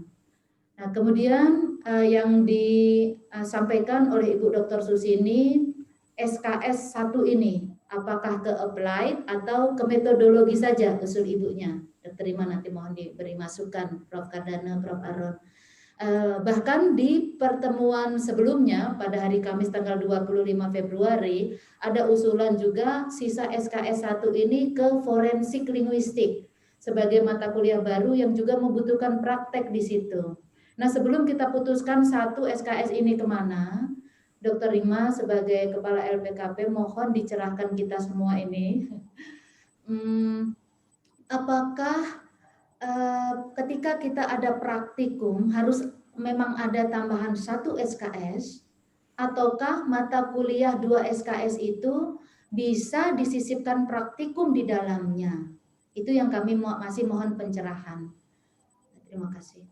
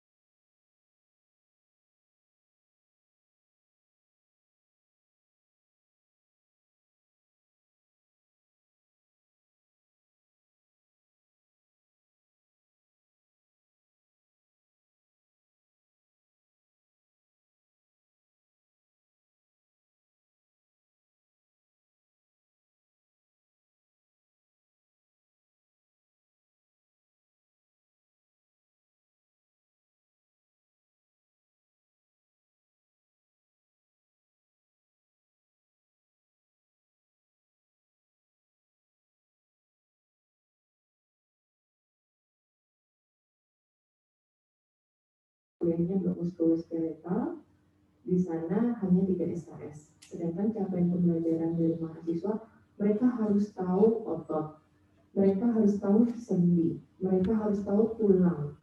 1 minggu dipelajarin satu-satu. Itu kan tidak masuk akal kalau hanya 3 SKS. Tidak sesuai. Jadi capaian pembelajaran mahasiswa tentunya sulit dicapai bila hanya terdiri dari 3 SKS. Artinya pembelajaran ini perlu ditambah. Jadi dalam proses pembelajaran ini, praktikum bukan berdiri sendiri, tetapi praktikum ini merupakan capaian pembelajaran dalam aspek keterampilan. Contohnya tadi yang saya sampaikan di muskuloskeletal atau mungkin di mata kuliah apapun itu Bapak Ibu ya, mahasiswa mampu secara keterampilan adalah mampu melakukan pemeriksaan pemeriksaan gerak sendi kan begitu Bapak Ibu ya. Tidak mungkin itu dicapai pada pengetahuan saja Bapak Ibu. Kalau pengetahuan saja dia tidak bisa, artinya di sana harus praktikum ininya. Nah, jadi mungkin tadi disampaikan oleh Bu Mirsa, itu salah satu contoh mata kuliahnya, misalnya di forensik linguistik begitu ya Bu Mirsa, forensik linguistik. Dipetakan dulu capaian pembelajarannya, apa keterampilannya. Jadi dalam SKS yang memang sudah dipetakan, ya tentu pembelajarannya salah satunya juga praktikum Bapak Ibu. Praktikum ini sebenarnya salah satu metode pembelajaran Bapak Ibu itu. Jadi ada kuliah, ada praktikum. Jadi bukan hanya kuliah saja, karena praktikum ini membuat mahasiswa terampil. Kalau hanya pengetahuan saja membuat mahasiswa pintar, begitu Bapak Ibu. Kalau sikap tentunya membuat mahasiswa baik, gitu ya Bapak Ibu ya. Jadi capaian pembelajaran ini harus dikaji kembali. Kalau memang cukup, misalnya materinya ini sudah banyak. Kalau mau tambah ada capaian pembelajaran di keterampilan ditambahkan lagi yang sebelumnya mungkin masih ada yang tertinggal, tidak cukup, berarti itu artinya SKS-nya kurang. Tapi kalau misalnya ini ternyata capaian pembelajaran keterampilan, tapi kok dikasih kuliah, berarti itu kurang tepat. Artinya kuliah tersebut harus di-refer ke praktikum, digantikan ke praktikum. Jadi kembali Bapak Ibu, ini yang lebih mengetahui tentunya bidang ilmu Bapak Ibu, yang mana apakah sudah sesuai dengan capaian pembelajaran tersebut. Begitu Bapak Ibu. Begitu Bu Mirsa. Baik, Dr. Rima, terima kasih. Masihkah ada Bapak Ibu yang Bapak Prof. kami persilakan. Terima kasih. Saya juga Ibu Dokter. Kita sebetulnya sudah melangkah tepat, walaupun isi mungkin perlu direvisi berkaitan dengan magister terapan, yaitu kalau tidak salah kita koreksi mata kuliah pembelajaran bahasa, linguistik forensik, terjemahan sudah linguistik terapan sebetulnya. Jangan lupa itu sama kita cek. Nah itu kita benar bukan berani apa, tapi maju saja kita dengan kesempatan konsentrasi kalau perlu, supaya dipakai posisi ini di barat itu tinggal lebih tinggi dari dua kan kita pakai ke dalam, tapi bisa dipayungi sudah oleh linguistik terapan sebetulnya kita ini Bu. Maaf ya sebagai pembaca pengalaman, mudah-mudahan ini tidak disalahkan. Kita bersama-sama belajar di bidangnya, saya bukan hal-hal khusus di bagian linguistik itu. Kita buka terjemahan pembelajaran forensik terakhir di dalam bagian disertasi itu justru itu ke arah itu memenuhi kebutuhan masyarakat. Ini justru nyambung sebetulnya. Ya mungkin materi kita akan baru. Jadi sekali lagi menurut saya dulu. Kita ini boleh sebagai konsentrasi kalau perlu, karena ini pengalaman ya dulu dari konsentrasi pembelajaran bahasa, karena ada di umum itu misalnya ini kita ini untuk memposisikan pembelajaran bahasa tadi sebagai BIPA itu macam BIPA itu kan sekali. BIPA itu berarti karena sekali lagi ini sedikit politik. Negara kita ya, masing-masing sana potensial di bahasa dunia. Ini kita sudah sadar sama-sama. Itu kita manfaatkan ini dan saya yakin balik-balik luar biasa unggulan bisa benar ya. Luar konteks balik-balik itu dan apa saja di sini. Coba kita bergaya hari ini dan betul-betul mungkin dari terapar itu untuk makin sering sudah ada. Maka teman-teman tinggal balik sekali lagi kita bergaya dengan pertanyaan semua tadi dikumpul supaya itu memenuhi profil tadi profil untuk lulusan linguistik terapan.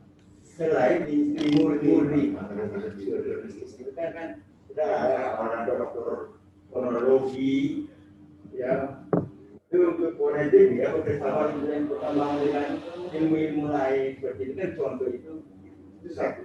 Yang kedua, yang setelah ini nanti kita kembangkan juga dengan yang tadi Ibu sampaikan di yang ke-8 itu bicara apa itu. Kita tadi saya singgung soal penggugusan kembali itu kita arah itu yaitu transdisiplin, ya, interdisipliner lagi. Itu beda pula dengan linguistik terapan. Terapan saya tahu saya adalah umum mematkan persoalan yang akan masyarakat. Nah itu segera proses kita maaf ya, kita perlu duduk lagi untuk yang makro ke depan. Ya Bu, bekerja memetakan persoalan masyarakat dulu. Baru itu mau ada kurikulum ini. Saya beritahu berkali-kali di pertemuan kita. Tadi betul Pak Ngomong sudah sampaikannya. Imperialisme, penjajahan bahasa Inggris, bahasa Cina itu luar biasa. Lalu mematikan juga bahasa Indonesia, bahkan bahasa daerah. Kita lupa. Dan justru di sini kita akan menguatkan pembelajaran dari mana dan sedikit di situ. Melindungi akan sumber daya lokal kita melalui cuplikan budaya dan seperti ini saya baca usaha. Karena kita menggunakan persoalan tapi pencerahan dari Ibu tadi penting sekali untuk kita duduk kembali. Kita tekan kembali saya yang lebih prinsip bermuara diri membangun sekali terakhir ini juga untuk ekowisata yang belum nyambung. Saya sudah usulkan kalau boleh itu sekali lagi kita punya ekonomistik, ada sosialisasi, ada pragmatik. Nyambung kita belum masukkan lagi pikiran saya untuk macam-macam itu yang administrasi. Coba kita ulang untuk tahun depan ini membangun warna dewa ini. Sesudah ekowisata ini persoalan. Kita bisa bersaing kalau yang kita gali kita kembali jual berdaya kita melakukan bagi seperti itu antara lain. Ini sumber daya kita tidak dapat menghitung. Tapi dunia terjemah itu luar biasa sebetulnya. Terjemahkan lokal itu ke dunia internasional. Tapi sambil lestarikan bahasa Bali, bahasa daerah, itu mulai dari kita. Ini realisasi tadi. Jadi Ibu untuk kami berpikir kami berbicara dari. Tapi untuk hari ini tidak bisa kita tuntaskan ini. Tapi ini hanya brainstorming dulu supaya kita buat pertemuan lebih khusus. Ini sih terang-terang. Nyambung itu. Tinggal ya saya sambil Bapak Perdana berdekatan. Supaya ini terang-terang itu apa ya? Karena itu sekarang masuk. Supaya ada jenjang kedua dan ketiga. Baik Prof, terima kasih banyak Prof. Nah sebelum lanjut ini nampaknya Bapak Kepala GKM sudah dari tadi ingin memberikan masukannya. Ya sudah tidak sabar lagi untuk mengeluarkan ide-ide cemerlang ya. Silakan Bapak. Om Swastiastu. Om Swastiastu. Beserta rapat yang sangat saya hormati, Prof. Pradon, dan Prof. Nyaman Dehaya, dan lagi yang lain. Tadi masukannya sudah luar biasa semuanya dalam upaya revisi kurikulum. Saya dasarnya sekarang ini menyampaikan hal yang bersifat sangat pragmatis. Jadi cara berpikir saya pragmatis sekali, maaf Bapak Ibu sekalian. Karena kalau saya lihat sini ada dua hal yang mau direvisi. Jadi yang dulu sekali sifatnya yang makro. Kemudian kenapa yang makro? Karena ada masukan dari Pak Yomatiasi yang sangat luar biasa, sangat penting. Tapi memperhatikan pendapat dari Prof. Ardhanu yang pada dasarnya masih memerlukan pemikiran, masih perlu didiskusikan lagi karena ini menyangkut tentang harapan. Tadi Bu Dr. Rima sudah menyampaikan secara rinci tahapan-tahapan yang harus dilakukan dalam merevisi kurikulum. Oleh karena itu, secara pragmatis itu saya ini dulu sama seperti dapat dari Prof. Aron. Jadi mohon maaf Pak Kemalidasi. Jadi ini memang sangat penting tapi masih perlu didiskusikan. Jadi rupanya Prof. Aron juga memikirkan hal ini. Jadi Prof. Aron sejak awal telah menyampaikan bahwa yang perlu ditekankan ini harus kompetensi itu bergabung dengan visi misi daripada Universitas Paramadina. Kemudian harus mempunyai kompetensi lulusan itu.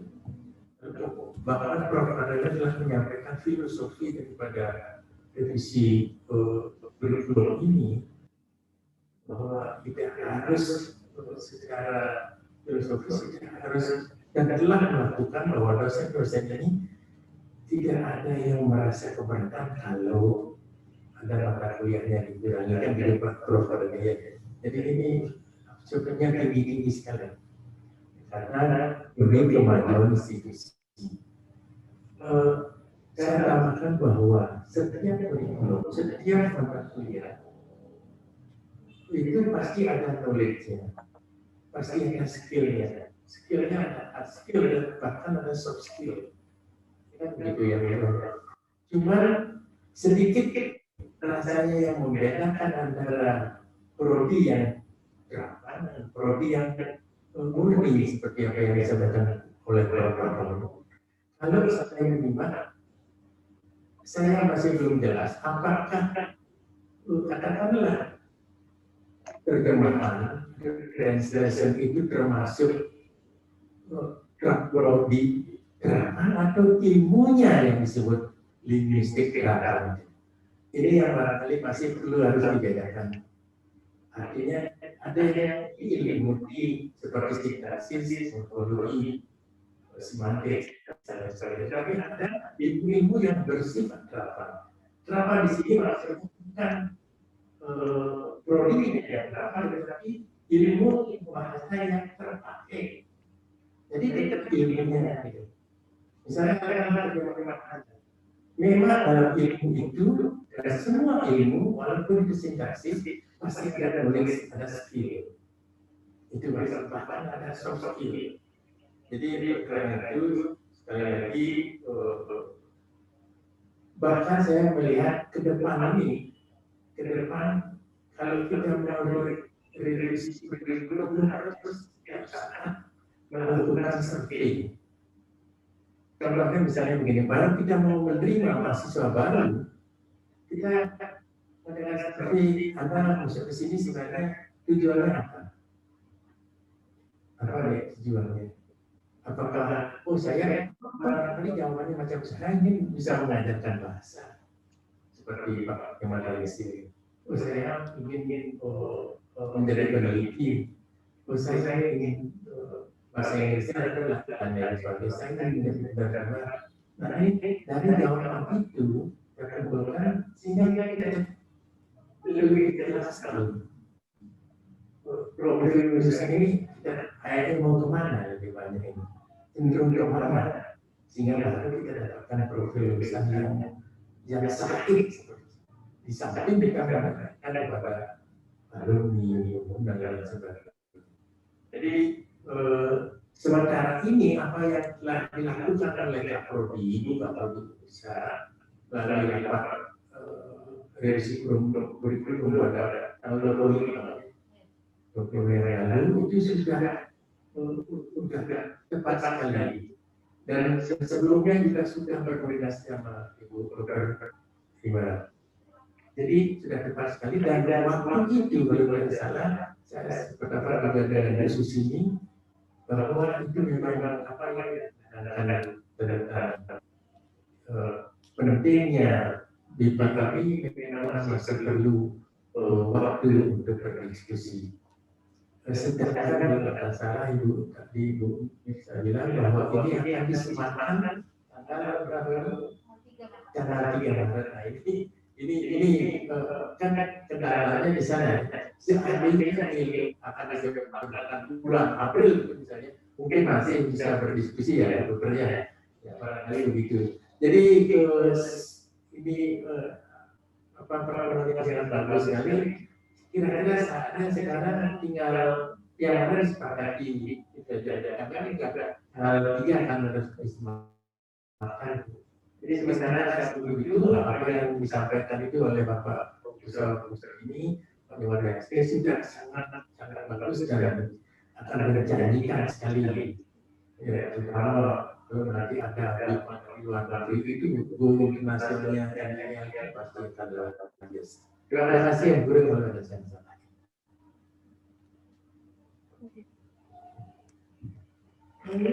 Terima kasih sangat luar biasa Bapak Kepala BKM Suhu kita suhu bidang. Baik Bapak, silakan.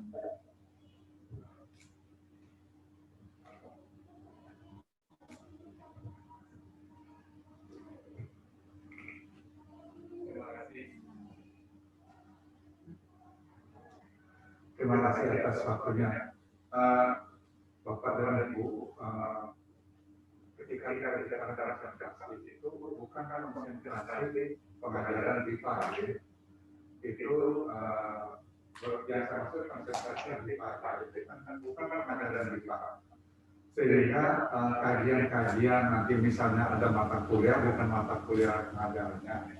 Misalnya yang saya lihat sekarang ketika saya melatih guru-guru BIPA itu, misalnya tata bahasa begitu. Saya punya kursus namanya tata bahasa BIPA.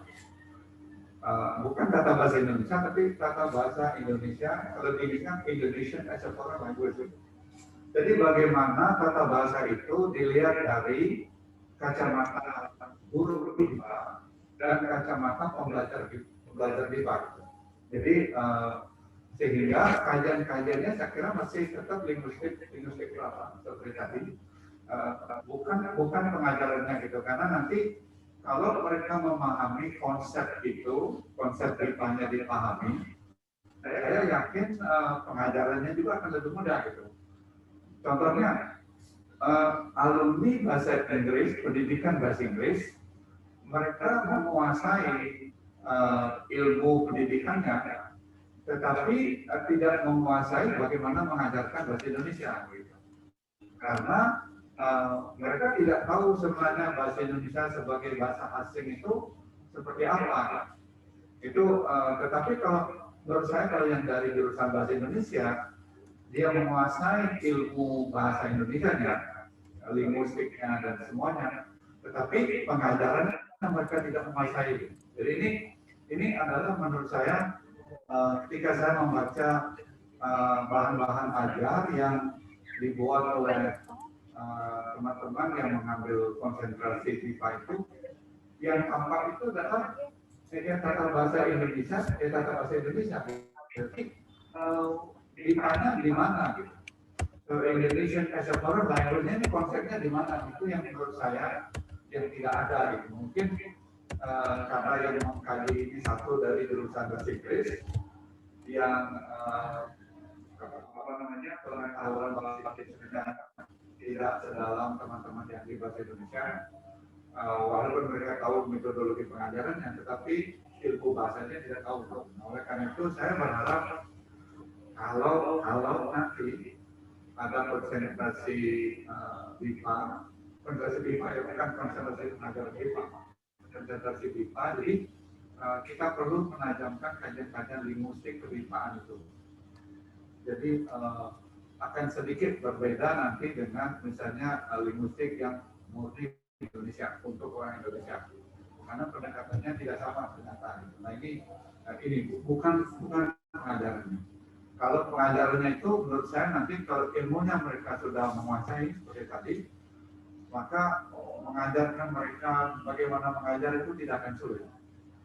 Nah, contohnya sekarang guru-guru BIPA yang ada di sekolah internasional di seluruh Indonesia ini, itu semuanya alumni bahasa Inggris. Jadi ada yang dari sastra, ada yang dari pendidikan bahasa Inggris. Tetapi tidak satupun dari mereka yang tahu BIPA itu apa gitu. Nah, akibatnya karena mereka penutur asli, menggunakan intuisi penutur aslinya. Oh, kira-kira begini gitu. Misalnya contoh yang sangat menarik menurut saya, ketika mereka menjelaskan kata kenapa ini petinju, ini penulis. Jadi penjelasannya macam-macam gitu. Jadi karena mereka tidak mengetahui ilmu itu gitu. Nah itu yang ingin saya luruskan. Adalah yang saya maksud konsentrasi BIPA, bukan konsentrasi pengajaran BIPA, karena itu sangat jauh dari bidang kita yang ada di luar model. Iya, baik Bapak, terima kasih atas penjelasannya. Jadi Bapak Ibu, kalau boleh saya simpulkan dari diskusi hangat ini, revisi kurikulum, sebenarnya kita kepingin ke arah itu, tapi apa daya karena timingnya saja ini, timingnya saja. Tapi ke depan, jadi boleh saya simpulkan bahwa kesimpulannya adalah Prodi Magister Ilmu Linguistik akan melakukan revisi minor. Kemudian ke depan kita akan melakukan revisi yang lebih mendalam lagi dengan mengikuti masukan-masukan dari Dr. Rima tadi. Saya catat ada evaluasi dulu, sesuaikan dengan visi misi, kebutuhan pasar, kajian iptek, profil lulusan, rumusan capaian pembelajaran. Sedangkan yang sekarang ini kita akan melakukan revisi mikro dengan sebaran-sebaran yang tadi. Hanya ini ada masukan melalui chat oleh Ibu Dr. Susini, 1 SKS untuk forensik, karena forensik sebentar lagi labnya sudah akan ada. Ya. Jadi Bapak Ibu, saya yakin bahwa masih banyak masukan yang akan kita pikirkan untuk revisi kurikulum mendatang. Ini semua sudah sepakat, Prof. Kardana, Prof. Aaron, semua yang hadir di sini, BIPA itu penting. Dan Bapak Nyokman Riasa sudah menyampaikan ini konsentrasi BIPA, bukan pengajaran BIPA. Nanti ke depan ini akan menjadi bahan pemikiran. Bapak Dr. Budi ingin menyampaikan sesuatu? Baik. Belum saya tutup. Saya tunda tutup dulu. Ya, kemudian juga mau nyambung ya sedikit. Ini terkait dengan kalau kita bicara Prof. Aaron dan Prof. Kardana dan Bapak Ibu yang lain mengkoreksi. Jadi kalau tidak salah kita kan punya linguistik kan sudah ikut ini Bu, asosiasi prodi sejenis ya Bu ya. Iya, benar. Ya, kalau kita sudah ikut itu, langkah baiknya kita cermati juga profil lulusan yang sudah ditetapkan oleh asosiasi prodi. Dan sampai kita tuh artinya keluar gitu, keluar terlalu jauh. Tapi kalau nanti misalnya profil lulusan ini sesuai, kalau kita bicara profil lulusan itu kan terkait juga dengan kurikulumnya. Nah, di samping melihat profil prodi sejenis juga kita bisa membandingkan dengan prodi-prodi sejenis yang memang linguistik. Karena begini, memang kita tidak bisa, pasti ada unsur kekhasan kita yang untuk membedakan dengan prodi-prodi yang lain. Jadi di samping yang memang harus ada di prodi linguistik itu, karena begini, kalau tidak salah nanti ini akan berkaitan ke akreditasi. Nanti yang mengakreditasi adalah dosen-dosen prodi sejenis gitu. Nanti kalau memang LAM PT-nya itu yang mandiri berdasarkan prodi ini terwujud, jangan sampai nanti kita terlalu melenceng gitu. Itu aja sih. Kalau saya setuju dengan apa yang disampaikan oleh Prof. Aaron, Prof. Kardana, mungkin karena kita seperti yang Bu Kapolri sampaikan tadi, kita berkejaran dengan waktu, mengakomodasi apa yang disampaikan kemarin oleh Pak Rektor, karena kan terkait dengan secara ini kita sudah praktek, cuma tidak dituangkan. Mungkin itu yang mungkin bisa segera kita lakukan saat ini terkait dengan IPA yang sangat penting seperti yang kita lakukan tadi. Kalau kita ingin mencapai visi bahwa salah satu lebih pagi itu salah satunya mungkin perlu kita matangkan nanti karena memang saat ini kita kan fokus untuk agregasi yang kita tambahkan di dalam. Nah untuk itu mungkin kita perlu melakukan diskusi mungkin lebih panjang lagi bagaimana caranya jangan sampai apa yang ada itu nanti tidak sesuai dengan aturan karena terkait dengan pelaporan. Karena ketika kita konfirmasi itu dalam hal ijazah tidak ada di ijazah yang masih mencantumkan konsentrasi. Mungkin itu yang perlu kita apakah memungkinkan itu atau tidak itu yang perlu kita cermati. Demikian biasanya ini harus dari tadi mau menyampaikan. Baik, terima kasih yang saya hormati Pak Dekan, Prof. Arun, Pak DKM dari PPS, dari MPIL dan juga dari Fakultas Sastra, Dr. Lima, Bapak Nimadiase. Yang ingin yang saya sangat khawatirkan di sini terkait dengan pengujian KRS di sistem itu. Jadi mahasiswa sudah melakukan pengisian KRS. Apakah nanti apakah bisa kiranya itu dirubah secara cepat gitu. Kemudian juga kita juga sudah membagi dosen-dosen per mata kuliah. Nah kemudian perubahannya itu tentunya juga nanti pada RTS-nya itu bagaimana kira-kira. Terima kasih. Mohon petunjuk. Baik. Terima kasih Pak Budi sudah mengingatkan kembali, lihat lagi profil lulusan karena ada asosiasi pengelola linguistik. Kemudian sampai nanti kita melanjutkan ya Pak Budi terkait dengan prodi-prodi sejenis. Nah ini juga dalam posisi dari terima KRS-nya sudah diisi. Ada perubahan SKS di situ dari revisi mikro ini, bagaimana masih bisa atau tidak?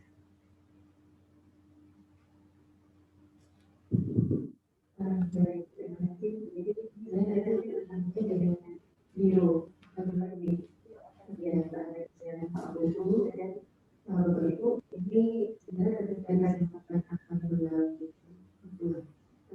tanggal 3 saya agak kaget sebenarnya. Dari kenapa? Karena perubahan kurikulum ini tentunya memerlukan waktu. Ya, dan kurikulum yang sudah dirancang itu sebaiknya diselesaikan. Kenapa? Kecuali memang belum dijalankan. Begitu ya. Kenapa? Karena kalau kita lihat dampaknya terkait sekali. Yang tadi yang kita sampaikan kalau ada perubahan JKT berpengaruh ke standar sisi, standar proses, standar penilaian, standar dosen dan tenaga pendidikan, standar pengelolaan, standar pembiayaan itu juga. Jadi semuanya kait-kait gitu. Jadi kalau kita lihat sebenarnya kurikulum ini berubahnya mudah bagi setiap orang. Setiap orang akan mempunyai kurikulumnya masing-masing begitu. Berdasarkan prinsip yang berbeda. Jadi mungkin ada yang ini bagus, ini bagus, ini yang bagus. Tapi kembali Bapak Ibu, kita meneliti tentunya untuk mahasiswa di lulusan yang bermanfaat bagi masyarakat, artinya kebutuhan masyarakat harus kita pertahankan. Dan saya ingat sekali dari guru saya ketika saya sekolah S2 di pendidikan disampaikan bahwa tantangan dari perubahan kurikulum ini adalah respon dari berbagai pihak. Begitu Bapak Ibu ya, termasuk nanti sebenarnya kalau administrasi adalah perubahan yang seharusnya bisa kita kendalikan apabila perancangannya tidak dipertimbangkan jauh-jauh hari. Kalau pelaksanaannya misalnya di semester dengan ini benar akan kalau itu benar-benar nanti yang akan mungkin akan kebutuhannya dari masyarakat sepertinya lebih bermanfaat kalau berubah. Sedangkan tadi administrasinya sudah harus jalan.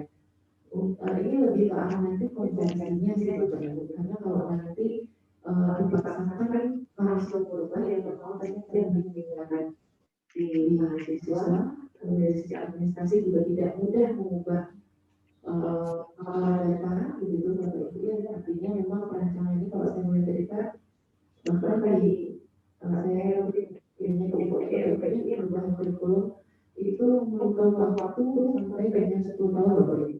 Tapi kita jangan sampai seperti itu kan zaman dulu ya Bapak Ibu, ya dari tahun 92 sampai 2002 baru siap dengan sistem yang sekarang dilakukan ya. Intinya memang perlu waktu memang Bapak Ibu, ya terutama dalam proses perencanaan. Karena kalau misalnya perencanaannya agak buru-buru, tentunya itu akan berdampak pada implementasi. Dan nggak apa-apa kan sebenarnya kalau memang ini penting misalnya, tapi yang nanti perlu disiapkan adalah terutama di sini bukan kalau dengan register sebagai usahakannya yang luar biasa. Menjelaskan ke mahasiswa, menjelaskan ke dosen, menjelaskan ke biro akademik pusat, menjelaskan akademik pasca sarjana, lalu menjelaskan ke yang lain-lainnya, akhirnya bingung loh, ini harus kok ini begini, begini. Perubahan itu bisa saja selama memang yakin, bisa ditangani. Karena memang itu tantangan kita apabila di dalam kurikulumnya itu pertanyaannya ada berbagi pihak. Kalau hanya pertanyaannya tidak apa-apa Bapak Ibu, bagaimana apabila ada pihak yang tidak setuju, begitu, atau pihak yang merasa dirugikan, itu akan menjadi hal-hal yang memerlukan energi luar biasa untuk menjelaskan, untuk meng-counter Bapak Ibu ya. Jadi itu yang perlu dipertimbangkan. Sekali lagi, silakan kita ditimbang prosesnya, kalau mau dijalankan, nanti secara administrasi yang disampaikan Ibu Sekretaris Prodi, dikomunikasikan ke pusat, ke Pak Anies, Ibu, Pak Gubernur, agar bisa menggunakan kalau tidak memungkinkan dari perubahan tersebut, berarti ada yang dikonversi, yang ke transkrip yang ada. Jadi saya juga kurang paham ya dari semua pastinya, bisa ditanyakan ke Pak Gubernur Sudirman. Terima kasih. Baik, terima kasih Dr. Rima. Sekali lagi Bu Sekretaris, Bapak Budi atas masukannya. Ini juga yang menjadi dasar kenapa revisi makronya belum bisa Bapak Ibu, karena terkait lagi administrasi. Nanti terkait dengan adanya perubahan SKS serta pengurangan SKS dari mata kuliah terjemahan, rasanya masih bisa untuk dananya untuk dikomunikasikan dengan Biro Akademik. Baik, demikian Bapak Ibu, dengan mempertimbangkan waktu yang ada, kami simpulkan seperti itu revisi kurikulum ini. Terima kasih atas segala masukan baik dari seluruh hadirin yang ada di sini untuk kemajuan Prodi Magister Ilmu Linguistik. Sekian dari saya kembalikan waktu kepada MC. Terima kasih.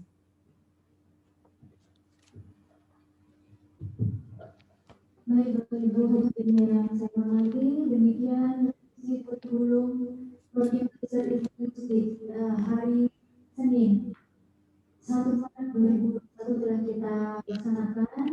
Terima kasih atas perkenannya hadir dalam acara ini. Terima kasih dari panitia, mohon maaf apabila ada hal-hal yang kurang berkenan di hati. Saya tutup dengan kalimat Santi, Om Santi, Santi, Santi, Om.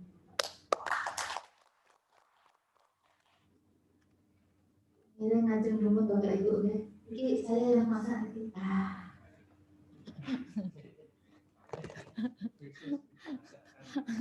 Dokter Rima ngiring Dokter Rima.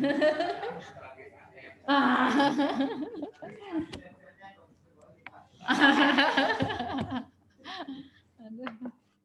Niki suhu itu ya, niki Pampura Bapak GKM.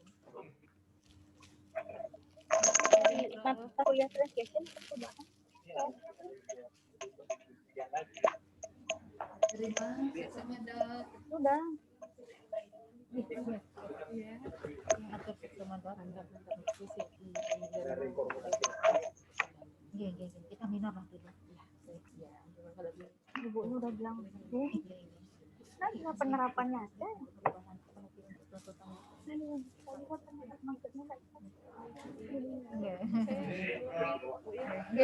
Ketemu Dok.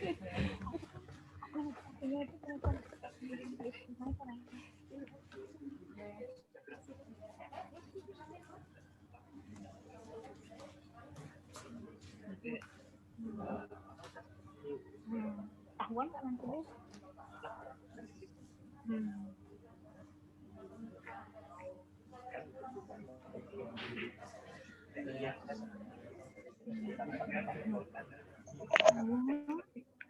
Cuma itu aja. Sederhana sebenarnya. Terus tadi Bu Susi buat RPS 6 SKS ini yang terjemahkan di slot itu saya tak pecah jadi 3.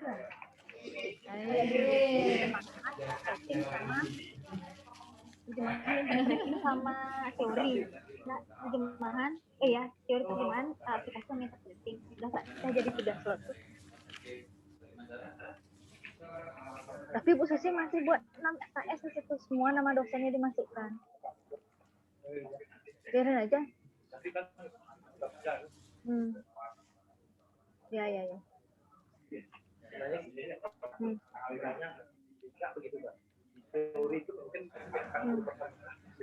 Bapak sudah juga kemarin, Prof, di Bali Mandara. Ini minggu lalu ya. Itu udah. Kan caranya boleh. Sidang kan pecah masih tuh slotnya masing-masing. Soalnya tadi besok kan paling dosen ngajar gitu slot. Terus kan ya sama ada sama beli tak pecah juga jadi 3.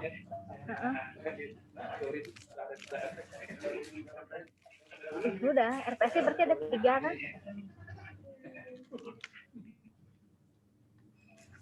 Ya. Tapi pelaksanaannya aja yang gitu ya beli, biarin lah gitu RPS-nya ya.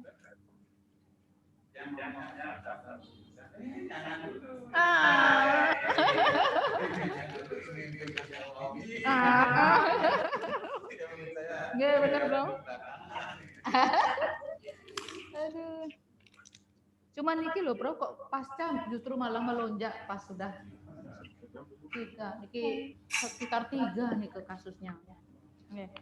Tapi sudah tidak masuk sih, sudah seminggu lebih nih ke yang kasus-kasus nih ke berapa.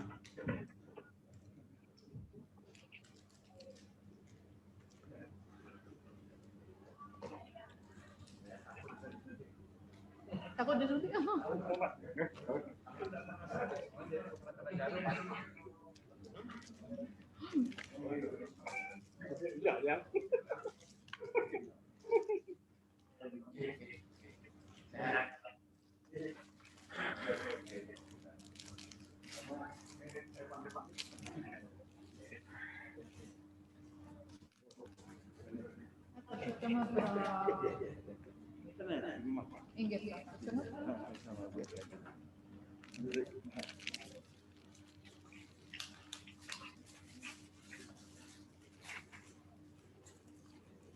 Ini benar-benar